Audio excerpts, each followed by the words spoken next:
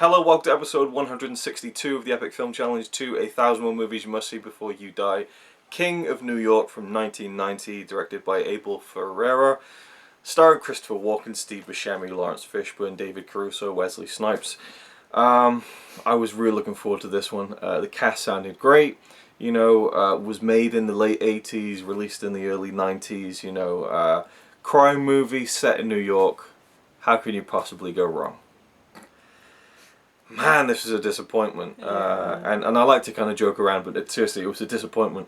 The film is about a drug lord, a kingpin, played by Christopher Walken, called Frank White, who's been in prison for some time. At the beginning of the movie, he comes out of prison and he gets driven back to the city, and he's looking out at the streets and seeing the the prostitutes and the crime going on and stuff, and he's looking at it with disdain.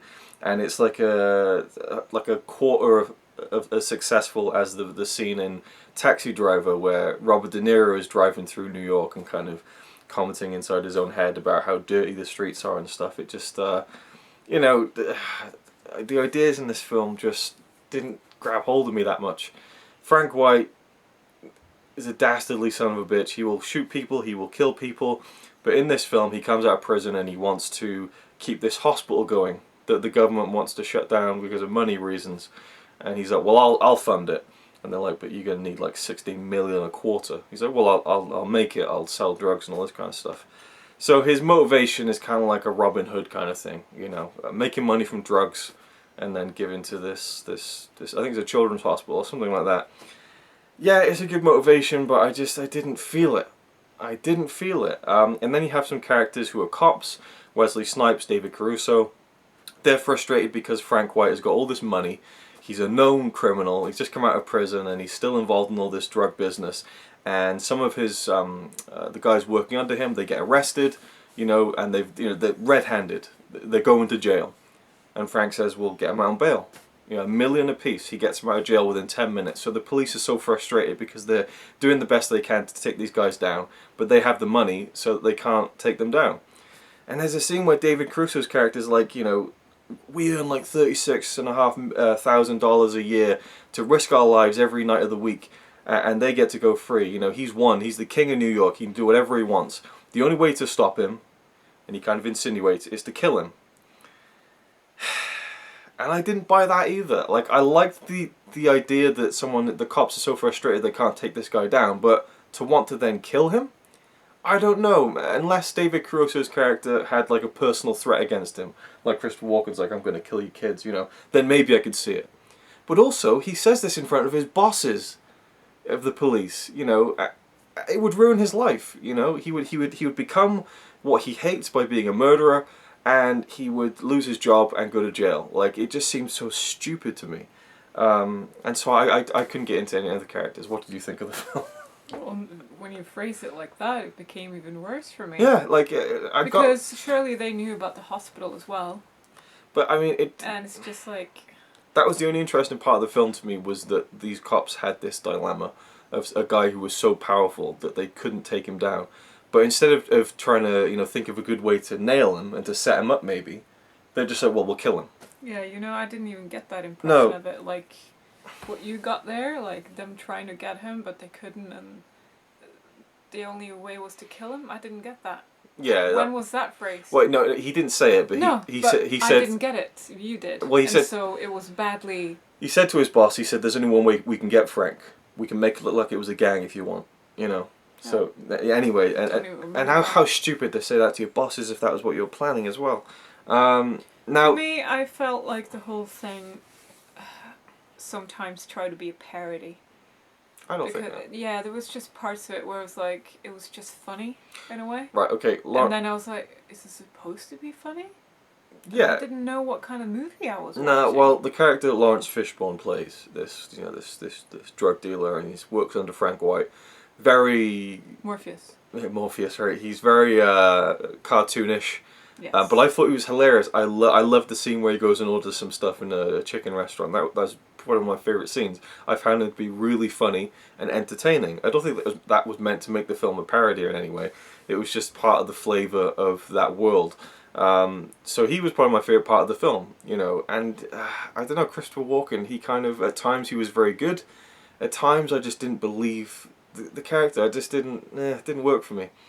There's a great scene where he's on a subway with a woman, and these guys come up to mug him, and he just turns around and just pulls his jacket open, he's got a gun, and he's just like, yeah, come on, try it, you know, and that was a cool scene, you know, and there are cool scenes in the film, there are nice moments, nice lines, funny lines, you know, no free rides, motherfucker, you know, just stuff like that. It made me laugh and it was entertaining, but that's about it, you know. It was stylish, lots of colours, blues and things like that. Yeah, it's pretty to look at times, but I just didn't get into the characters, and so it just,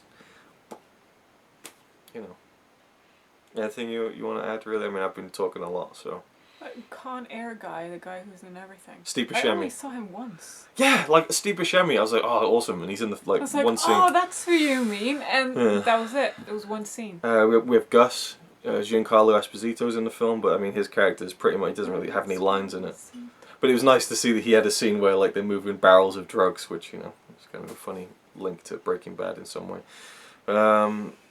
Well, you know, I was disappointed in it. I was struggling to stay awake. The only actor and performance I really liked as a good performance was the guy who was like the boss of the cops, I guess, or that section of the cops. He's the guy who tracks Frank White down to the subway at the end of the film. I thought his acting was really good. That was the standout. I thought the ginger guy was really, really good. David Caruso, yeah, he was good. But, you know, yeah. Is it a film you should see before you die? No. No, it really isn't. Like, really? I'd even struggle to recommend this as what I thought I was getting from it, which was just like a fun midnight movie. You know, it's like, you know, it's not a masterpiece, but it's a fun performance. Like Christopher Walken's. I don't recommend the movie. I mean, technically, what that is literally the first time Connie's walked out of a review. Only it was because she got a phone call, but I mean, you know, it's just. Such a disappointment, you know. I don't know if I'd watch it. I probably would watch it again. Again, there was enjoyable parts to it. There was fun to be had, but I just couldn't get into that. I thought it was an interesting idea for this kingpin to come in and want to be reformed and to use his pull and influence in the criminal underworld to make all this money and to use it for good, you know. But I just didn't buy his motivations for that. There wasn't enough time spent on why he wanted this hospital to stick around, other than he just wanted it to. There was no personal connection there. Why was he reforming? There's a scene in the film where these gangsters are sat in a cinema and they're watching Nosferatu, the silent movie. I was like, oh, that's cool, I like that. And it's the scene towards the end where Nosferatu dies. And then a couple of minutes later, the film on the screen is back in the middle of Nosferatu, so they didn't even have I mean, just knowing the film, it was just odd to me, a little mistake that I didn't like, being a big silent film fan. That's neither here nor there. There was some fun kind of action stuff, you know, people shootouts and stuff, but even those weren't that well executed. It was fun to see squibs, because I like it when you see the pops of, you know, people getting shot and it looks real and tangible, unlike the CGI blood we get these days, but that wasn't enough to save it either. This was such a disappointment. Definitely not a film you should see before you die. There's not much redeeming qualities to it. A real shame. I don't know why it's in the book. I really don't. I've seen people praise it. I don't get it.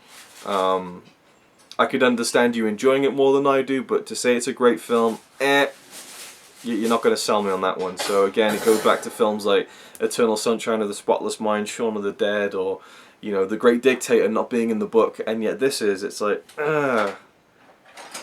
yeah. I mean, not even as a representation of that point in time in films do I find it a film you should see before you die. One of my favourite things was probably during a car chase in the film. They're driving through Times Square, and you see the classic, famous Batman poster. The Batman '89 massive logo they had in Times Square.